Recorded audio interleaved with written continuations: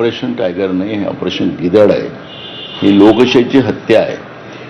ज्या विचारांनी लोकांनी या खासदारांना निवडून दिलं होतं त्याच विचाराला संपुष्टात आणणं हे मोदी आणि त्यांचं अलायन्स करते आहे.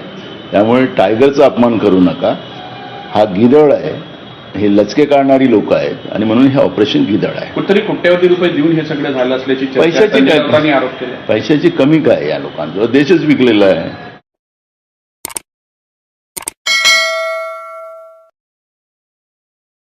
तुकाराम महाराजाला, ज्ञानेश्वर महाराजाला पण लोकांनी तुकाराम महाराज देव फुकाट घेऊन जा म्हणत होते. तशी हाके, वाघमारे आणि बटुळे बाबाची परिस्थिती चालू आहे. आम्ही समाजाला, ओबीसीला देव फुकाट घ्या म्हणतो, पण ते काय व्हायला लागलं, तुकाराम महाराजाचे देव लोक फुकाट घेत नव्हते. त्यालाच लोक नाव ठेवित होते का की बा तुकाराम महाराजाला हे करायचं आहे, तुकाराम महाराजाला ते करायचं आहे. त्यांना स्वर्गातून इमान न्यायला आलं. कशाकरता आलं की सत्य परिस्थिती आणि सत्य यांनी वागले आणि समाजाचं कल्याण करण्याकरता ते लढत होते. आता उद्या प्रत्येकाला ज्याचा त्याचा मानतं मिळणारच आहे. तुकाराम महाराज एवढे झटले म्हणून महाराज म्हणून राहिले आणि महाराज म्हणून स्वर्गातून त्याला विमान देण्याकरता आलं. तसं आम्ही जर समाजाकरता शेवटपर्यंत लावून धरलं तर समाज कुठंतरी आम्हाला एक चांगला हे देईल. आणि जर आम्ही जर आमच्या पदाच्या किंवा कोणी हे भुकलो तर समाज शेवट खालीवर करणं समाजाच्या हातात आहे. तुमच्या आमच्या हातात काही नसतं. तुम्ही आम्ही 4 लोक काही करत नाही. 18 पगड जनता आहे, समाज आहे. ह्यो समाज चांगल्याला वर नेतो आणि चांगल्याला खाली गटारात टाकतो.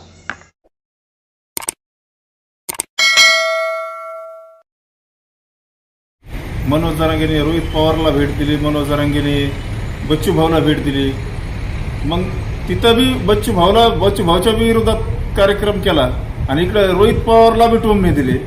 अरे मनोज जरांगे, तू स्वतःच्या नावासाठी लोकायला कधी बी ह्याच्या कमीतून काढतो.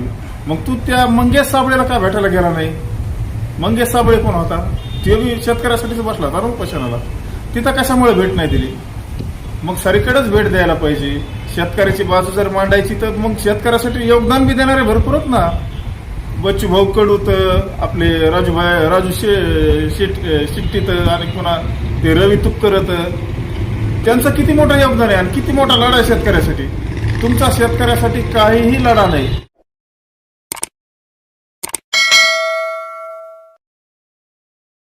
संजय जाधवला मातोश्री ठाकरेंनी 30 वर्षापेक्षा अधिक काळ संविधानिक पदावरती बसवलं.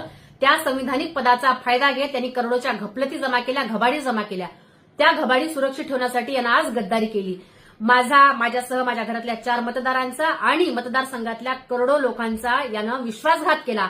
उद्धव साहेबांचा विश्वासघात केला, मातोश्रीचा विश्वासघात केला. याच्यावरती विश्वास ठेवणाऱ्या प्रत्येक व्यक्तीचा यानं विश्वासघात केला.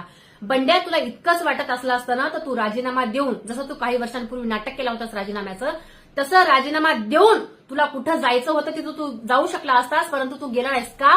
कारण तुला माहिती आहे की लोकांनी तुला शिव्या देऊन, तुझी आई बहीण काढून लोकांनी फक्त उद्धव साहेबांकडे बघून तुला मतदान केलेलं आहे. हे तुला माहिती आहे. 30 वर्षापेक्षा अधिक काळ तू संविधानिक पदावरती होतास, पण कुठल्याच गावाला तू साधा रस्ता दिला नाहीस.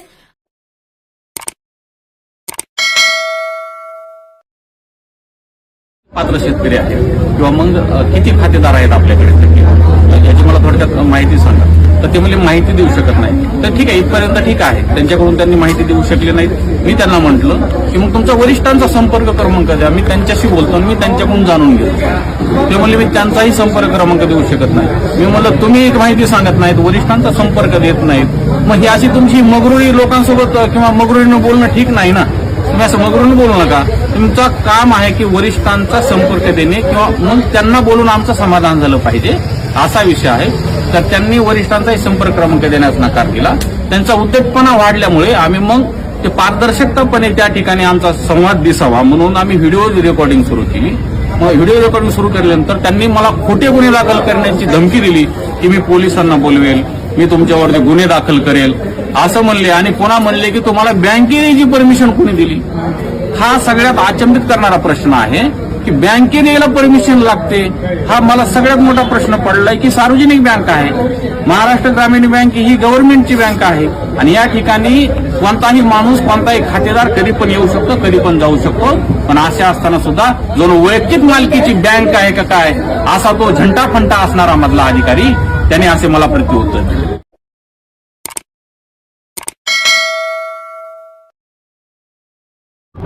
आरोपीला असे मुबलक आरोपी हिंडतात, कारण की एक माझे फाट्यावर माझं दारावून चलतेत, कसे बी दादागिरी करतात. माझं एक छोटंसं किराणा दुकान होतं आणि चहाची एक छोटीशी चहाचं हॉटेल होतं.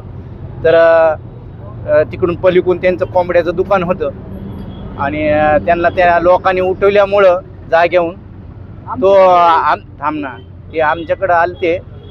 तो लहू कुसळकर आला आणि म्हणला ह्या साईडला मला ह्या कोपऱ्याला दुकान कोंबडीची टाकायची. अचानक ओढलं मला आणि डायरेक्ट 70 डोक्यामध्ये घातला आणि बाहेर मला दुकानाच्या बाहेर ओढून बाकी पुन्हा जमा त्यांच्यातले बाकीचे जमा झाले ना, मला लाता बुक्यानी दगडानी एक जणांनी इथं टांबेने हाणलं मला आणि रक्तभोंबळ झालो मी आणि मला बेवसुद्ध पडलं आणि मला काहीच माहीत नाही. मग पुन्हा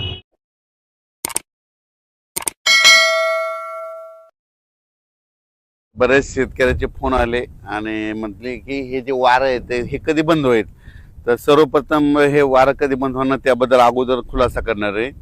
तर काही ठिकाणी 18 तारखेला वारं बंद होईल, काही ठिकाणी 19 जूनला बंद होईल, काही ठिकाणी 20 जूनला बंद होईल आणि काही ठिकाणी 21 जूनला वारं बंद होईल. जिथं समजा लवकर 19 जूनला झालं तिथं लवकर पाऊस येईल, 20 जूनला झालं त्याच्या 2 दिवसांनी तिथं पाऊस म्हणजे उशीर आहे. पण वारं मात्र 20 जूनपर्यंत बंद होणार आहे म्हणून हा अंदाज लागेचा. 20 जूनच्या नंतर टेम्परेचर देखील उष्णतेची लाट देखील कमी होणार आहे म्हणून हे अंदाज लागायचा. आणि राहिला प्रश्न आता परत शेतकऱ्याचा असा प्रश्न आहे, खरंच दुष्काळ पडणार आहे का? तर सर्व शेतकऱ्याला सर्वप्रथम सांगतो, दुष्काळ हे मनातला काढून टाका, दुष्काळ वगैरे काही पडणार नाही. जूनच्या शेवटच्या आठवड्यात मात्र शेतकऱ्याच्या पेरण्या होणार आहे एवढं मी सांगू इच्छितो.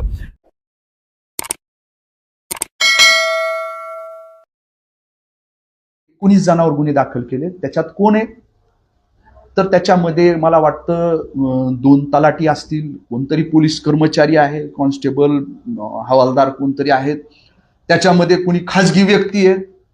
अहो स्वतः तहसीलदार तिथं उभा राहून तिथली जे काही वाळू आहे ती विकली आहे, स्वतः उभा राहून स्वतः त्या ठिकाणी पावत्या जे काही आहेत ते देत आहेत, तिथं कलेक्शन करतायत आणि त्यांचं नाव ह्याच्यामध्ये का नाही आलं हे माझ्यासाठी सुद्धा प्रश्नच आहे.